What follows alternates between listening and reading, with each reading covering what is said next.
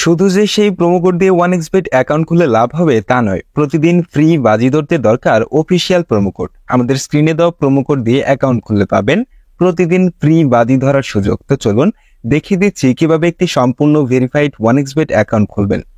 1xBet app একটি online betting app, যার মাধ্যমে আপনি বিভিন্ন ধরনের স্পোর্টসে বেটিং করতে পারবেন। আরও আছে গেমস খেলে টাকা আয় করার সুযোগ।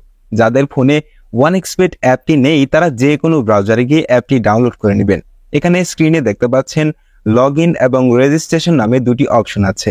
এখানে রেজিস্ট্রেশন অপশনে যাবেন, এরপর দেখতে পাচ্ছেন কিছু অপশন দেওয়া রয়েছে। আপনি ইন ওয়ান ক্লিক অপশনটিতে চাপ দিবেন। এখানে কান্ট্রিতে বাংলাদেশ সিলেক্ট করবেন এবং কারেন্সিতে বাংলাদেশি টাকা BDT সিলেক্ট করবেন। শুধুমাত্র প্রোমো কোডের জায়গায় আমাদের অফিসিয়াল প্রোমো কোড BNP22 বসাতে হবে। আমি আবারও বলছি, আমাদের অফিসিয়াল প্রোমো কোডটি হলো BNP22। মনে রাখবেন, আমাদের প্রোমো কোডটি বসালে পাবেন অসংখ্য বোনাস এবং যে কোনো সময় বিকাশ, নগদ, রকেটের মাধ্যমে ডিপোজিট এবং উইথড্র করতে পারবেন।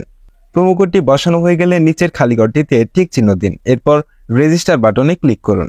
রোবট ভেরিফিকেশন চাইলে তা সফলভাবে সম্পন্ন করবেন। দেখুন, আপনাকে একটি আইডি আর পাসওয়ার্ড দেওয়া হয়েছে। এই আইডি আর পাসওয়ার্ড অবশ্যই স্ক্রিনশট নেবেন বা কপি করে রাখবেন। তারপর নেক্সট বাটনে চাপ দিন। দেখুন, অ্যাকাউন্ট খোলা হয়ে গেছে। এখন অ্যাকাউন্ট ভেরিফাই করার পদ্ধতি দেখাচ্ছি। এজন্য নিচে মেনু বাটনে চাপ দিয়ে উপরে পার্সোনাল প্রোফাইলে চাপ দিন। এরপর এরকম একটি পেজ আসবে। এখন ফোন নাম্বার লিংক অপশনে চাপ দিয়ে আপনার ফোন নাম্বারটি বসাবেন। এরপর নেক্সট বাটনে ক্লিক করে আপনার ফোন নাম্বারে একটি OTP কোড যাবে এবং সেই কোডটি এখানে বসাতে হবে। এরপর নিচে কনফার্ম বাটনে ক্লিক করতে হবে। নাম্বার ভেরিফাই হয়ে গেলে ব্যাকে চলে আসবেন। এখন এন্টার ডিটেইলস অপশনে চাপ দিবেন। এখানে সমস্ত তথ্য জাতীয় পরিচয়পত্রের সাথে মিল রেখে পূরণ করতে হবে। এখানে আপনার নামের প্রথম অংশ লিখবেন, তারপর শেষ অংশ লিখবেন। এরপর জন্মসাল, মাস এবং জন্ম তারিখ লিখবেন। প্লেস অফ বার্থ মানে জন্মস্থান লিখবেন। এরপর রিজিয়ন সিলেক্ট করে বাংলাদেশ সিলেক্ট করবেন।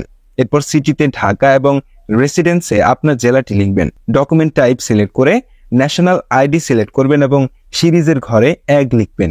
ডকুমেন্টের ঘরে আপনার NID নাম্বার লিখবেন। এরপর ডেট অফ ইস্যু এর ঘরে NID এর উল্টো পাশে দেওয়া ইস্যু ডেট বসিয়ে দিবেন। ইস্যুড বাই এর ঘরে বাংলাদেশ গভর্নমেন্ট লিখবেন। সবকিছু ঠিক থাকলে পাশে থাকা আইকনে ক্লিক করবেন। এর মাধ্যমে অ্যাকাউন্টটি ভেরিফাই হয়ে যাবে। এখন দেখুন কিভাবে অ্যাকাউন্টে টাকা ডিপোজিট করা যাবে। ডিপোজিট করার জন্য ব্যাকে চলে আসুন। উপরে ডিপোজিট বাটন দেখা যাচ্ছে, এখানে ক্লিক করুন।